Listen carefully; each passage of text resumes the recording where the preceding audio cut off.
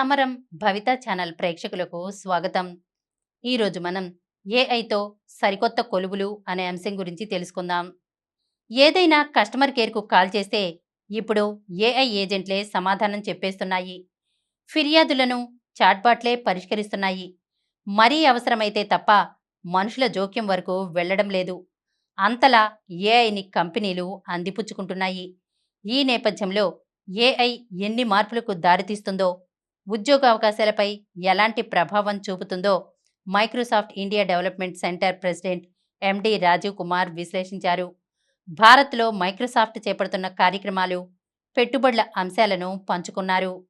భారత ఏఐ మార్కెట్ను చూస్తే కొత్త సాంకేతికతను అందిపుచ్చుకున్న ఒక దేశంగానే కాకుండా ఈ విషయంలో ముందుండి నడిపించేలా కనిపిస్తోంది. ఈ ఏడాది ఆగస్టులో మేం విడుదల చేసిన ఒక నివేదికలోని అంశాలు ఈ విషయాన్ని స్పష్టంగా చెబుతున్నాయి.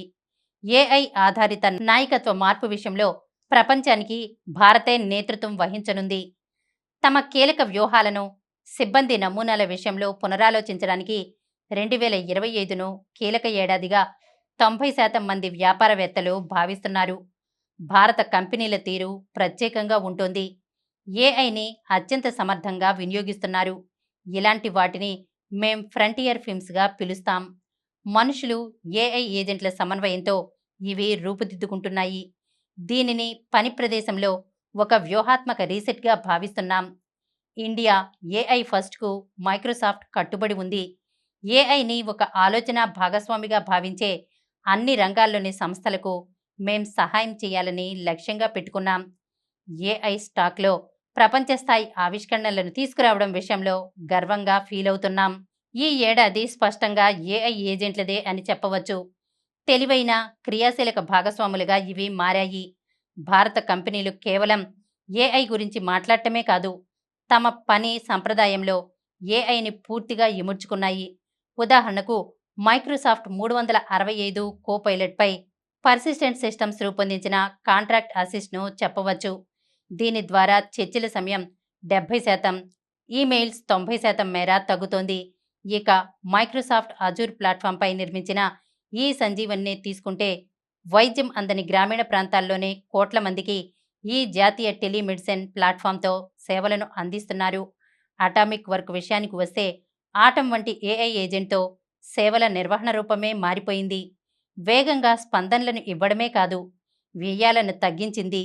ఇలా ఏఐ ఒక ఉత్పాదక ఇంజిన్లా మారింది. పైన చెప్పిన ఉదాహరణలు చూస్తే పనిచేసే విషయంలో సమూల మార్పులను గమనించవచ్చు. ఇది బోర్డు రూమ్ల నుంచి క్లాస్ రూమ్ల దాకా, ఆర్థిక సేవల కంపెనీల నుంచి రైతుల వరకు వ్యాపిస్తోంది. వీటన్నిటికీ భారత్ నాయకత్వం వహించగలదు. ఏఐని ఒక కమాండ్ ఆధారిత టూల్గా కాకుండా ఒక ఆలోచన భాగస్వామిగా మార్చుకున్న కంపెనీలు, ఉద్యోగులు అభివృద్ధిలోకి వస్తారు.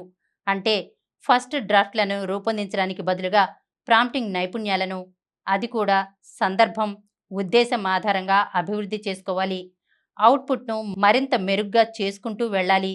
అంతేకాదు, ఎప్పుడు నిర్ణయం తీసుకోవాలి, ఎక్కడ సృజనాత్మక వాడాలి అన్నది తెలుసుండాలి. కంపెనీలు సైతం హెచ్ఆర్, ఐటీ విభాగాలతో పాటు డిజిటల్ సిబ్బంది నిర్వహణకు ఇంటెలిజెన్స్ రిసోర్సెస్ విభాగాలను ఏర్పాటు చేసుకోవాలి. మానవులు, ఏఐ ఏజెంట్ల నిష్పత్తిని సరిగ్గా నిర్వహించడం అనివార్యంగా మారుతుంది.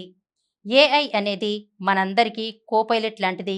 లాజిస్టిక్స్, ఫైనాన్స్, ప్రొడక్ట్ డెవలప్మెంట్ ఇలా అన్ని పరిశ్రమల్లో మానవులు నిర్ణయాలు తీసుకోవడం, సృజనాత్మకతను జోడించడం వంటివి చేస్తుంటే ఏఐ ఏజెంట్లు స్కేల్, స్పీడ్, రిపిటేటివ్ టాస్క్లను నిర్వహిస్తున్నాయి. ఈ మార్పు కొత్త ఉద్యోగాలను సృష్టిస్తోంది. ఫ్రంటియర్ కంపెనీలు ఏజెంట్ బాస్ ఆవిర్భావాన్ని చూపిస్తున్నాయి కూడా. ఇక్కడ ప్రతి ఉద్యోగి తన డిజిటల్ సహోద్యోగితో కలిసి ప్రభావవంతంగా పనిచేస్తున్నారు. ఇప్పటికే ఏఐ ట్రైనర్లు, ఏజెంట్ స్పెషలిస్టులు, ఆర్ఓఐ అనలిస్టులు, ఏఐ సెక్యూరిటీ నిపుణులు వంటి కొత్త ఉద్యోగాలు వస్తున్నాయి. ఇంటర్నెట్ యుగంలో ఎలా అయితే ఎన్నడూ లేని ఉద్యోగాలు వచ్చాయో ఇప్పుడు అలా కొత్తవి పుట్టుకొస్తున్నాయి. వృత్తి నిపుణులకు కావాల్సిందల్లా ఏఐ ఫ్లూయెన్సీ.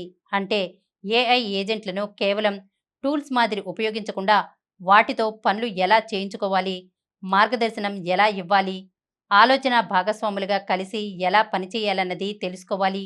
అందుకే 2025 కల్లా 20 లక్షల మందికి శిక్షణ ఇవ్వడం కోసం గతేడాదే అడ్వాంటేజ్ ఇండియా కార్యక్రమాన్ని మేం ప్రారంభించాం.